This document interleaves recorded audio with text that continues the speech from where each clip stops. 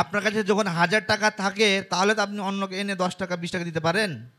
আপনার কাছে টাকা নাই তাহলে কি দেবেন 10 টাকা? নিজে কঙ্গাল হয়ে ঘুরে বেড়াচ্ছেন, আপনি টাকা দিতে পারবেন? পারবেন না। আপনার মনের ভেতরে যদি ক্ষমা নাই, ক্ষমা করার শক্তি নাই, তাহলে আপনি বাচ্চাকে কী শেখাবেন? আপনার ভেতরে ইগো ভর্তি আছে, বাচ্চাকে বলবেন ইগো রাখবি না, ইগো রাখবি না, শুনবে? হবেই না। অ্যাজ আ প্যারেন্ট, পরিবারের বাবা মারা আপনাদেরকে উদ্ধারণ হতে হবে বাচ্চাদের জন্য। আমি আগেও বলেছিলাম, যদি আপনি নিজে স্পিরিচুয়াল না হন, আপনার বাচ্চারা স্পিরিচুয়াল হবে বলে কোনো গ্যারান্টি নাই।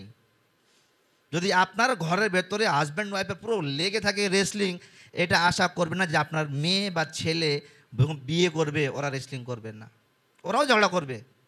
এ বাবা মাকে মারতে তো নর্মাল, আমি মার খাই।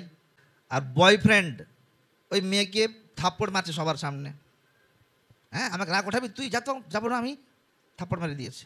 আর মেয়ে চুপচাপ আছে কেন? এটা তো হয়। আমি বললাম যে এত তোকে মারে তোর বয়ফ্রেন্ড, ওকে বিয়ের আগে তোকে থাপ্পড় মারছে, বিয়ের পর তো কী না করবে? আরে কার বাড়িতে হয় না ঝগড়া? হয় তো, নর্মাল। আপনার মেয়েকে আপনার ছেলেকে নর্মাল লাগবে, কারণ আপনার ঘরের হেভি হয় রেসলিং। হ্যাঁ, আপনার ঘরে রেসলিং হয়, আপনার আশা করবেন না যে ওই বাচ্চা রেসলিং করবে না।